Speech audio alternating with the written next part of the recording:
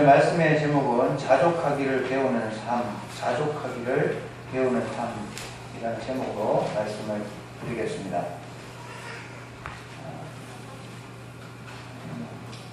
우리의 삶 속에 필요한 것 중에 한 가지가 만족하면서 살아가는 삶이 아닌가 그런 생각을 해보게 됩니다. 우리 성도님들은 지금 현재의 삶을 이렇게 만족하면서 살고 계시는지 모르겠습니다. 2013년도에 여러 매체를 보면은 여러 가지 사업하시는 분들이 굉장히 참 어렵다는 이야기를 듣게 되고 또 경기가 전반적으로 좋지 않기 때문에 여러 가지 참 어려운 상황인 것은 분명하다고 생각이 듭니다. 그러나 우리가 어떠한 형편에 있든지 성경 말씀대로 자족하기를 배우는 삶이 필요하다는 것을 알게 됩니다. 그러한 그 삶을 주님께서 기대하고 계십니다. 우리 원래 계속해서 하는 말씀을 살펴보면서 우리 성도들이 마땅히 해야 될 삶의 교리들과 그에 필요한 삶의 지침들을 계속 살펴보고 있습니다. 우리가 어려울 때 기도해야 되고 또 여러 가지 주님 앞에 말씀을 펴고 또 하나님 앞에 나아가야 되는 것이 필요합니다. 지난주는 좀 많이 바빴습니다. 오후에 또 서청주교에서 성경 세미나 수요일 날까지 하고 돌아오고 또 3월 1일에는 CTI 12기 훈련생들이 중국에서 함께 했던 이름은 지금 밝히지 않겠지만 이 형제님이 오셔서 3년 만에 오셨기 때문에 그 형제님이 오시는 것으로 해서 서울에서 한번 모임을 가졌습니다. 3월 1일날 3월 1일날 가지고 그 다음날 토요일날 내려와서 성서교회에 있는 번역 발표에 오전에 또 참석을 했습니다. 그래서 지난주 굉장히 바쁜 한 주를 보냈습니다. 3년 만에 이렇게 모여서 여러 가지 이제 이야기를 하면서 주님 앞에 우리의 삶을 어떻게 인도하셨는가에 대해서 이렇게 쭉 듣는 가운데 많은 유익이 되었습니다. 각각 처해져 있는 위치가 다 달랐기 때문에 역사하시는 그런 역사도 남다른 그런 것들을 쭉 듣게 되었습니다. 그래서 4년 동안 지내온 이야기를 하고 또 앞으로 인도하실 그 주님에 대해서 함께 나누는 귀한 시간이 되었습니다. 그 서울에 이제 모였는데 서울에 이제 집이 참 비쌉니다. 근데 서울에 있는 아파트에 그 형제님이 살고 있더라고요. 그래서 굉장히 우리가 모이기는 딱 좋은 장소였습니다. 그래서 이 큰 집에 어떻게 살고 있는지를 쭉 듣게 되면서 하나님의 인도하심을 또 보게 되었습니다. 그 형제님이 이제 자녀가 4명인데 CTI 공부하면서 최초로 임신한 채 이제 수업을 듣고 또 마지막 졸업할 때 출산을 해가지고 졸업한 자매입니다. 그래서 그 아이가 이제 성경 말씀을 뱃속에서 계속 말씀을 들은 거죠. 9개월 동안. 그래서 이제 이야기를 들어보니까 4명 중에 제일 똑똑하답니다. 제일 똑똑하고 또 책을 보면은 오랫동안 보고 또 하는 것이 태교가 참 잘 된 것 같다고 자매님이 그런 이야기를 하더라고요. 그래서 사실은 그 집안이 사실 굉장히 어려운 집안인데 서울에 집도 구하게 되고 또 자녀도 이렇게 4명이나 가지고 이렇게 살고 있었습니다. 그런데 이제 이야기를 쭉 하다가 그때 중간에 명절이 있었는데 추석 때 다른 사람들은 다 이제 고향으로 돌아가는데 그 집만 이제 안 갔다는 거죠. 왜냐면 차비가 없어서 못 갔다는 이야기를 그렇게 하더라고요. 차비가 없어서 못 갔는데 그런 이야기들은 사실 안 했죠. 차비 없어서 우리 못 간다 이런 이야기를 안 하고 CTI 그냥 머물러 있었습니다. 근데 이제 보통 보면은 강의가 끝나고 난 다음에 먹을 것이 냉장고에 있습니다. 먹다 남은 거 김치라도 있는데 이제 연휴를 맞이해서 다 돌아가기 때문에 주방 청소를 아주 너무 깨끗하게 해가지고 하나도 먹을 것이 없도록 다 청소를 해가지고 저녁에 냉장고 문을 열어보니까 아무것도 없어서 주님, 내가 알고 있는 주님이 그런 분이 아니잖아요 하면서 이렇게 이야기를 했다고 합니다. 그런데 이제 그런 이야기를 쭉 들으면서 그 다음날 아침에 보니까 먹을 것이 문 앞에 탁 있고 돈도 있고 또 채우심을 경험하면서 했다는 이야기를 들으면서 이제 왜 그런 부분들에 대해서 많이 생각을 못했나 이런 생각도 하고, 또 어쨌든 주님께서 충분하게 이렇게 인도하신다는 것을 이렇게 쭉 이야기를 들으면서 참 감사가 됐습니다. 그리고 또 2억이 넘는 집에 또 성도들의 배려로 그냥 공짜로 있는다고 하더라고요. 그러면서 참 하나님의 모든 은혜에 대해서 감사하는 이야기를 들으면서 마음이 흡족하고 또 우리 살아계신 주님에 대해서 감사하는 그런 시간이 되었습니다. 그리고 또 이영재님, 중국에 있는 형제님이 북한 선교에 대해서 이제 아주 활발하게 하는 그런 이야기를 듣게 되었습니다.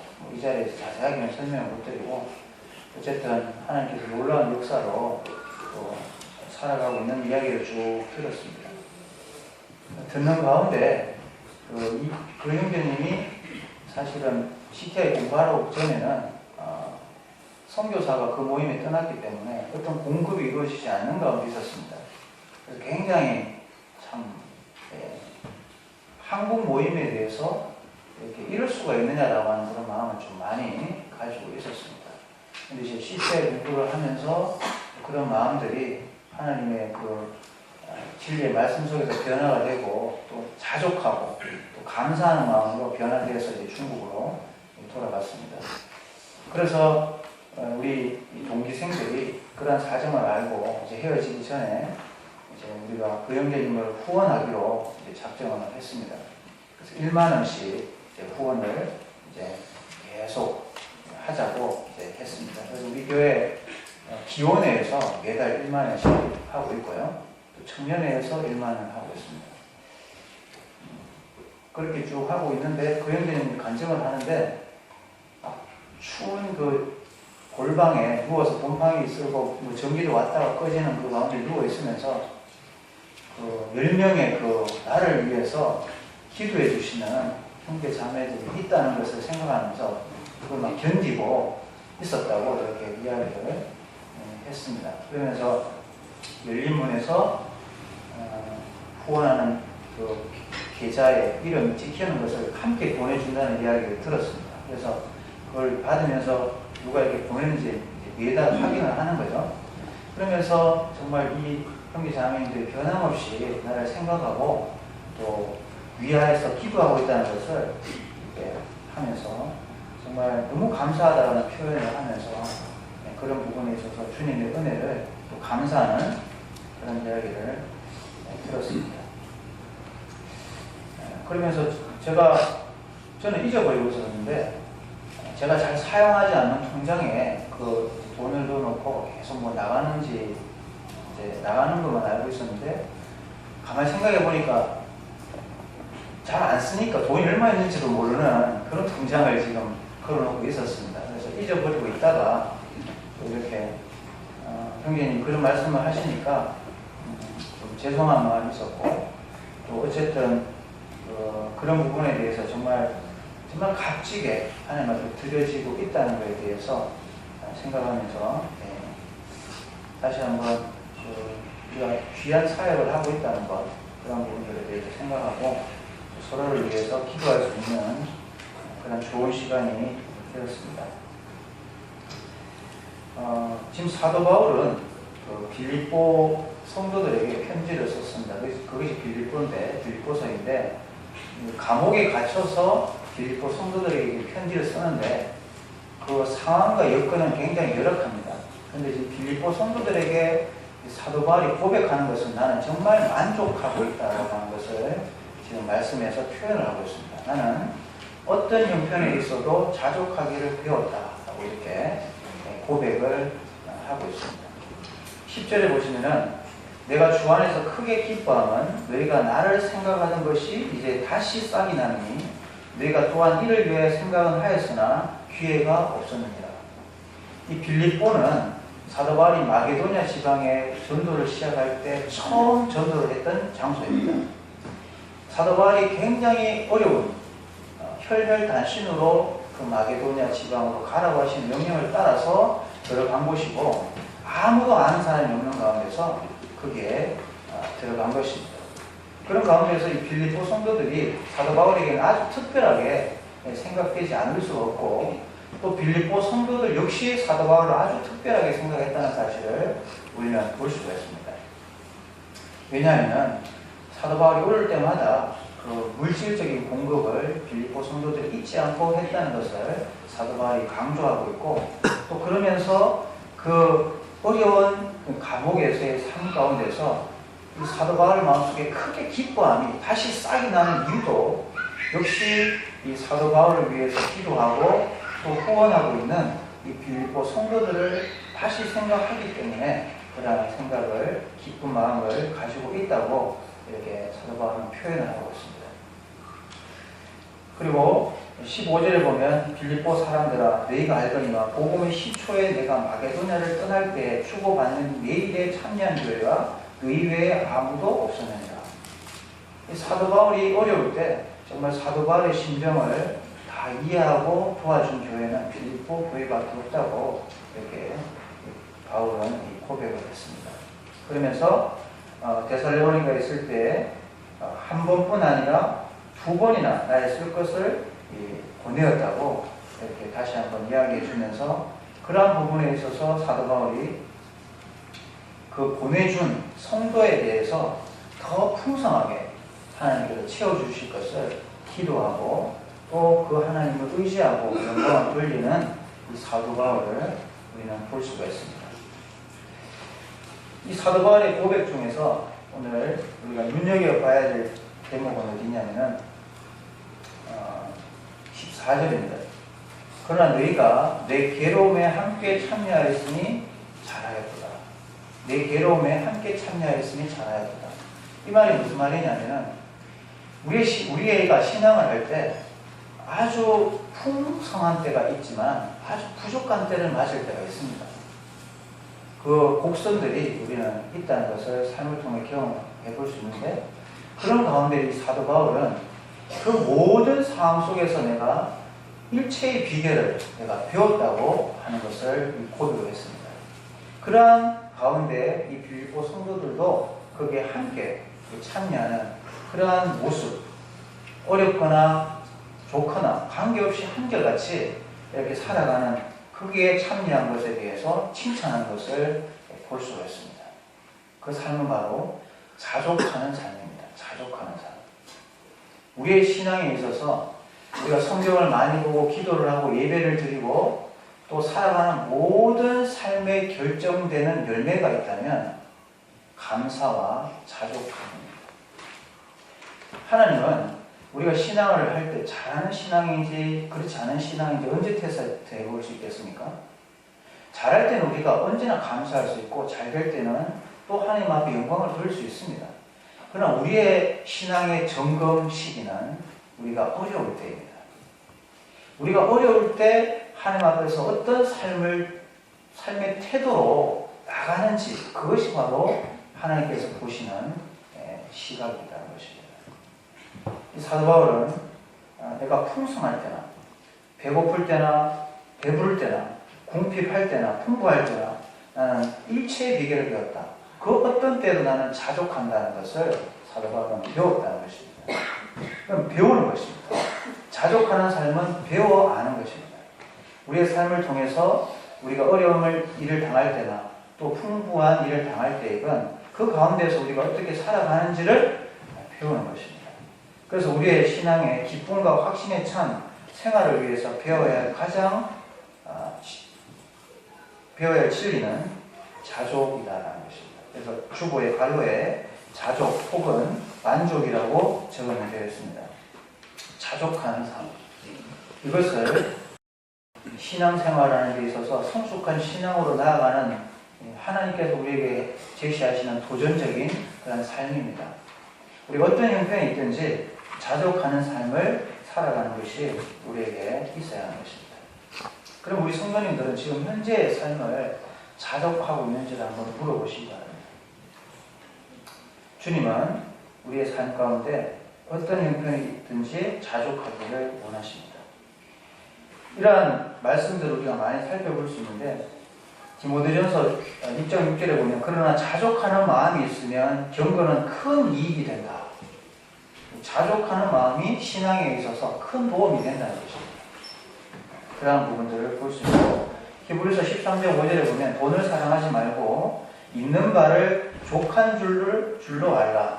그가 친히 말씀하시기를 내가 결코 너희를 버리지 아니하고 너희를 떠나지 아니하리라 하셨느니라. 여기도 히브리서 13장 5절에도 있는 바를 족한 줄을 알라라고 이렇게 말씀하고 있습니다. 그래서 우리가 처해 있는 모든 환경 속에서의 경제적인 부분이든 또 여러 가지 삶의 모든 전반적인 면에 있어서 우리는 만족하는 삶이 있어야 한다는 것입니다. 자족하는 삶. 이것이 우리에게 필요하다는 것입니다.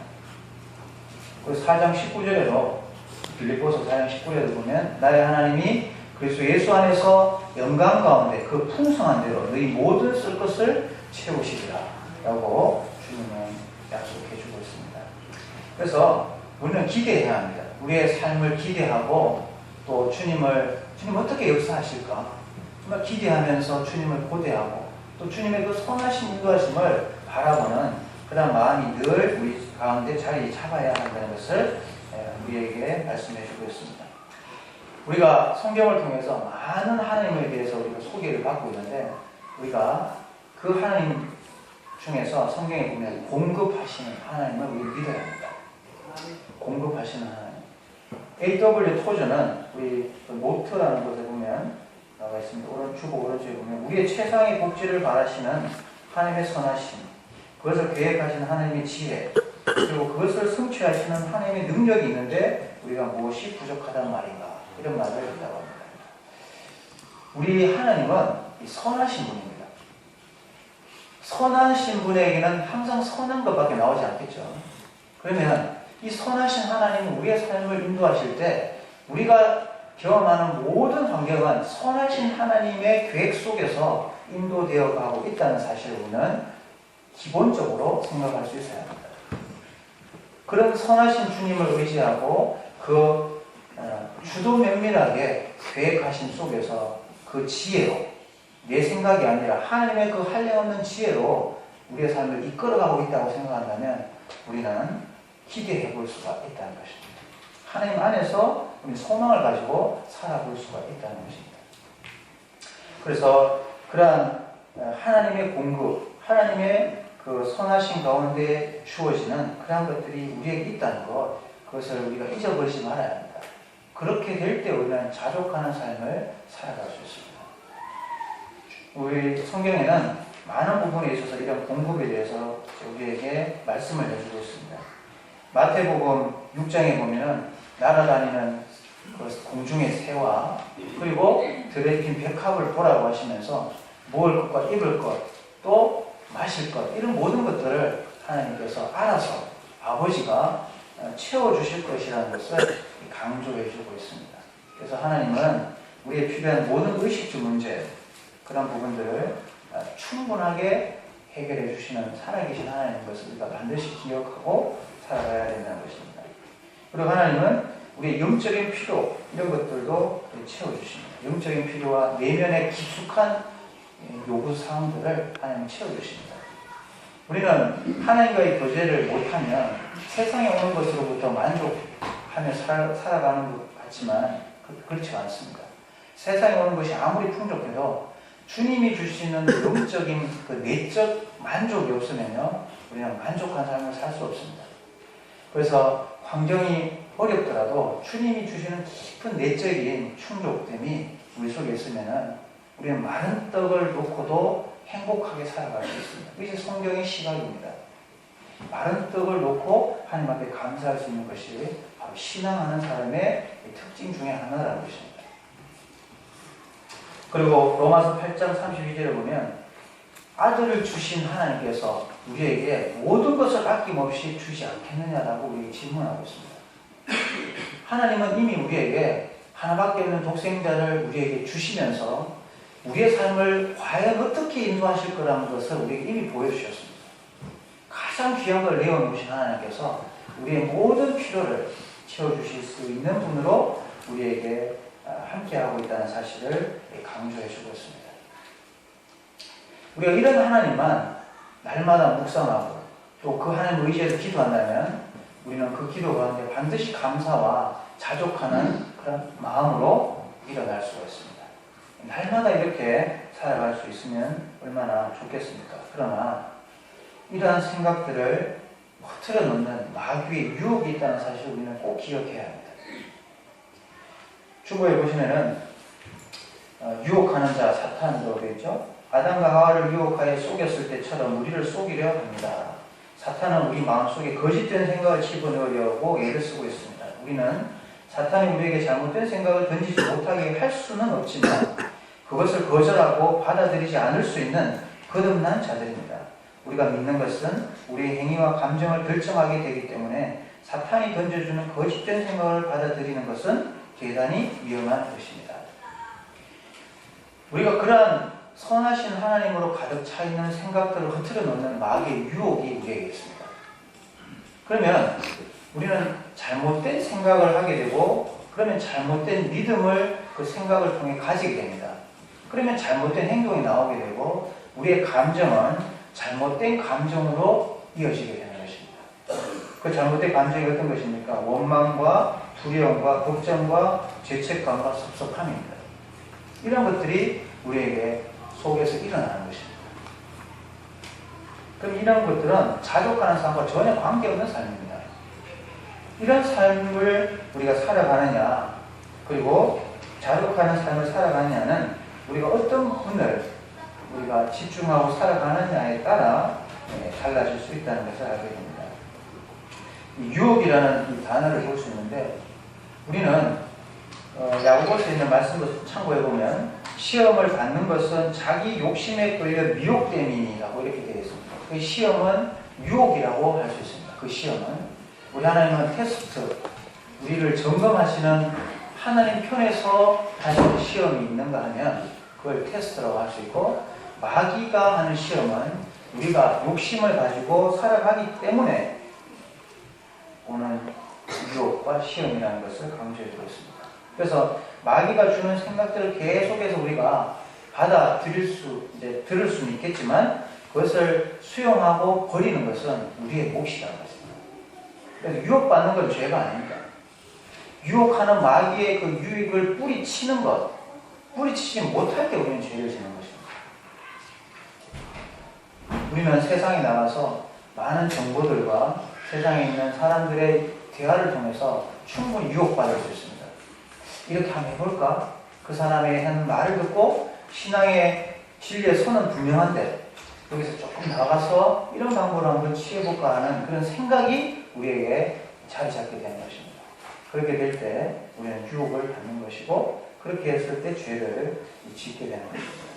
그래서 그런 부분들에 있어서 우리는 이 사단의 유혹이 항상 우리의 삶 가운데 도사리고 있다는 사실을 기억하면서 살아가는 필요가 있다는 것입니다.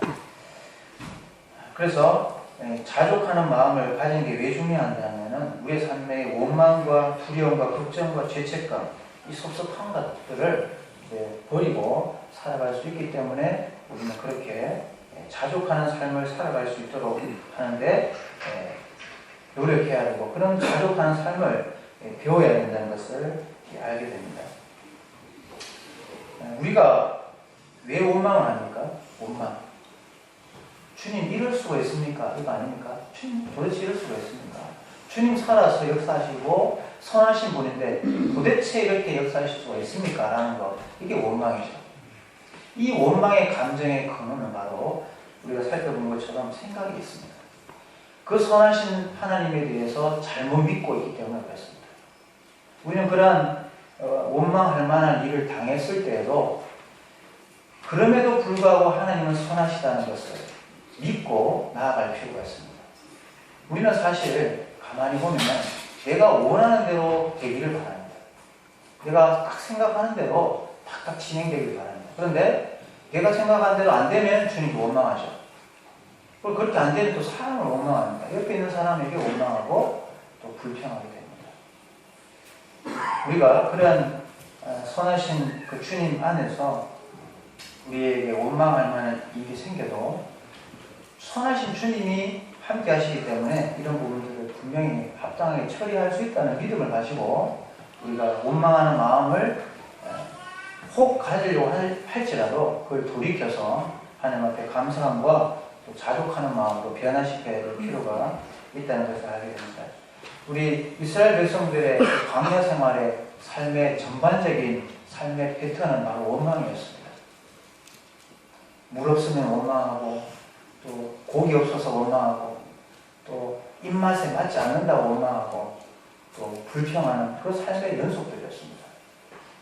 그런 것을 보면서 우리는 하나님 앞에 정말 나의 필요한 모든 것들을 공급해 주실 수 있다는 생각을 늘 가지고 하나님 앞에 이 원망을 버리고 살아갈 필요가 있습니다.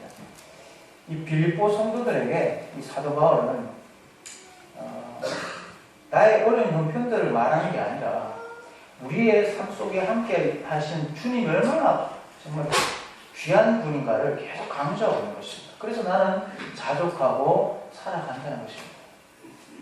여기 주고받는 내일에 참여교회가 너희 외에는 아무도 없다고 하면 다른 교회는 아무것도 안 했다는 이야기 아닙니까? 그러나 사도 바울은 그 속에서 원망하는 마음이 없는 것입니다. 오히려 기쁜 그런 마음을 표현하면서 하나님 앞에 그 풍족한 그 삶에 대해서 강조를 해주고 있는 것입니다. 그리고 우리의 삶 속에 일어날 수 있는 감정 중에 한 가지는 두려움입니다. 두려워하지 말라고 하는 말씀이 성경에 굉장히 많은데 왜 그러냐면 우리의 삶 속에 어떤 일을 당할 때 항상 두려워하는 것들이 우리에게 찾아오기 때문에 그렇습니다. 이 두려움이 한번 엄습해버리면 생각이 마비되어 버립니다. 내가 잘 알고 있는 그 주님이 어디 간지 찾아볼 수 없는 것입니다. 그러면 내 마음속에 두려움이 꽉 차게 되면 내 생각이 마비되고 아주 좋지 않은 감정을 가지고 마음속에 살고 있기 때문에 계속해서 부정적인 생각을 가지고 이 땅에 살고 살아가게 됩니다. 이 두려움을 보내야 됩니다. 보내고 살아가는 것이 우리에게 필요한데 우리가 지난 시간에 살폈지만 기도할 때 염려하지 말고 그랬죠. 염려하지 말고 하나님 앞에 감사함으로 늘 구할 것을 구하라고 말씀해 주고 있습니다. 염려하면서 기도를 할 수 없다는 것입니다. 그러한 부분들을 내려놓고 하나님 앞에 이 두려운 감정들을 하나님 앞에 정말 하나님의 선하신 생각들로 채우는 그런 것이 우리에게 일어나야 된다는 것을 알게 됩니다. 그리고 잘못된 감정이 일어날 수 있는 감정이 뭡니까? 걱정입니다. 걱정은 영혼을 파괴시킵니다. 걱정하는 것. 이 걱정한다고 해결되는 것이 아무것도 없는데 우리는 계속 걱정할 일들을 묵상하고 또 되새기고 계속해서 생각합니다. 말씀을 되새겨야 되는데 걱정을 되새기고 묵상하고 있습니다. 그러면 어떤 결과가 생깁니까? 계속 좋지 않은 감정으로 흘러가게 됩니다. 걱정할 걸 묵상하지 말고 하나님에 대해서 묵상해야 합니다. 그러면 우리의 삶 속에 자족하는 마음이 일어날 수 있게 되는 것입니다. 기쁨과 확신에 찬 생활을 하는 출발은 자족입니다. 자족. 지금 내 형편 있는 그대로를 만족하는 것입니다. 신앙은 무엇입니까? 하나님이 살아계시고 또 하나님이 역사하시기 때문에 나는 잘 될 수밖에 없다. 그리고 잘 풀릴 수밖에 없다. 이 환난을 뛰어넘어서 반드시 좋은 것들이 내게 다가온다 라고 하는 그 마음으로 이어져야 하는 것입니다. 그래서 로마서에 보면 환난은 인내는 연단은 소망을 이룬다고 했는데 환난이 있다면 걱정할 게 아니고 그 환난은 주님이 내게 어떤 소망을 주려고 하는지를 기대하는 시작이 되어야 하는 거죠. 하나님 지금 도대체 나에게 어떤 큰 역사를 일으키려고 지금 나에게 이런 환경을 허락하셨을까? 라고 하는 마음이 우리에게 일어나야 된다는 것입니다. 그러한 부분들에 대해서 우리는 생각하는 것에서 날마다 그거에 대해서 잊어버리지 않고 살아갈 필요가 있습니다. 그래서 오늘 이 시간부터 내가 걱정해야 될 거 있다면 그냥 날려버리시고 주님만 깊이 생각하시기 바랍니다. 주님만 깊이. 그러면은 바뀌어진 것이 없는데 내 마음속이 바뀌었기 때문에 반드시 기쁨과 확신 속에서 내일을 다시 새로운 시각으로 바라볼 수 있게 될 것입니다. 그리고 우리의 삶 속에 일어날 수 있는 또 잘못된 감정 중 한 가지는 죄책감입니다. 죄책감. 내가 이런 어려움을 당하는 것은 내가 잘못해서 이렇게 된 것이 아닌가라고 하는 생각으로 바로 이어지게 됐습니다. 우리의 감정이라는 것이. 내가 기대하지 않는 환경을 딱 접하게 되면은 내가 뭔가 잘못했나? 잘못해가지고 지금 이렇게 되는 건가? 라고 하는 죄책감의 감정으로 이어지기도 합니다. 근데 이러한 죄책감을 우리는 또 떨쳐버려야 되는데, 왜냐하면 요한일서 1장 9절에 보면 자백 드리는 삶을 우리에게 강조하고 있습니다. 자백 드리는 삶. 우리가 진즉 잘못된 삶을 살아갈 수 있습니다. 근데 그런 잘못된 삶 때문에 두려워하고 걱정하고 또 염려하는 삶에 머물러 있으면 안 되는 것입니다. 하나님께서 내가 잘못한 그 자리에서 예수 그리스도의 보혈로 나의 모든 죄를 사해 주신 것을 다시 생각하고 그 보혈을 의지해서 나를 용서해 주신 것에 대해서 감사하고 하나님 앞에 죄책감을 가지기보다도 나를 다시 시작할 수 있게 하시는 그 주님을 의지하면서 나아가는 그런 삶이 우리에게 필요하다는 것입니다. 그런 것들이 우리 속에서 일어날 수 있도록 우리는 자백드리고 하나님 앞에 그런 부분들에 대해서 있는 그대로 토설하는 그런 것이 우리에게 필요하다는 것입니다. 그리고 잘못된 감정 중에 한 가지 섭섭함. 도대체 이렇게 할 수가 있냐고 하는 이 섭섭함. 우리 성도님들 간에 뭐 좀 섭섭한 일 없습니까? 하나님 앞에 좀 섭섭한 일 없습니까? 우리가 자족하지 못하면 우리의 감정 속에 남들을 향한 섭섭한 마음이 일어납니다. 정말 저 형제 저렇게 할 수가 있나? 저 자매 내가 했는 게 이건데 어떻게 저렇게 할 수가 있어? 라고 하는 섭섭함이 밀려옵니다. 이런 것들이 우리에게 일어나면 자족하는 삶에서 많이 멀어진 것입니다. 이런 감정들을 다 우리가 가지게 되는 모든 원인은 잘못된 생각으로부터 시작되는 이걸 누가 주입하느냐는 것입니다. 그 근원이 마귀라는 것을 잊지 마시기 바랍니다. 이 잘못된 생각을 주입하는 것이 마귀라는 것을 잊지 마시기 바랍니다. 그러면 이 잘못된 생각을 밀어내고 우리가 정말 하나님께서 주신 진리의 말씀을 생각하고 묵상하는 것이 얼마나 중요한가를 우리는 생각해 볼 수 있습니다. 그렇게 묵상하고 하나님 앞에서 그 선하신 그 하나님이 나를 향해서 그 하나님의 지혜대로 하나님의 능력으로 내 삶을 이끌어가고 있다는 사실을 생각하면서 우리는 살아가야 할 필요가 있습니다.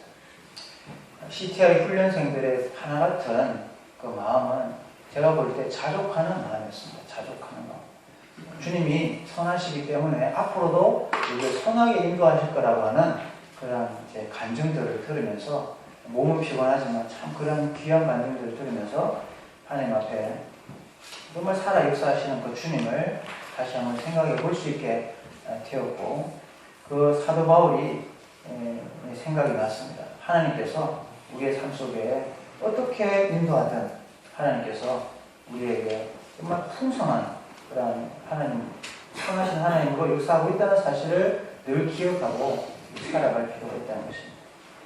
우리는 그 아브라함이 이삭을 드린 그 장면을 우리 잘 알고 있습니다.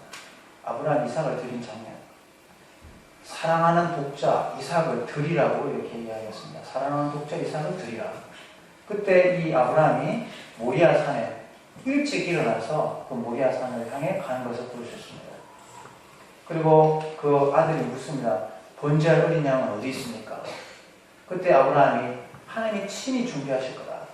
하나님 친히 준비하실 거다. 그 아브라함의 마음속에 자신의 삶을 인도하신 선하신 하나님으로 가득 차 있습니다. 하나님의 계획은 정말 확실하다. 내가 75세 때 그 아들에 대한 약속을 갖고 25년의 흐름 가운데 나는 정말 그 중간에 잘못된 생각을 가지고 이스마엘이라는 열매를 맺었지만 하나님께서는 그 약속에 신실하셔서 그 선하신 하나님이 그 계획대로 그 능력대로 죽은 몸과 같은 100세가 된 나의 몸에서 이 이삭을 태어나게 하신 그 하나님의 역사를 사도 바울은 경험했고, 그 선하신 하나님을 그 아브라함 마음속에 가득 채우고 그 모리아 산을 올라가는 것입니다. 그러면서 그 하나님께서 친히 준비하실 거라고 하는 그 만족스러운 마음을 그 아들에게 표현을 했습니다.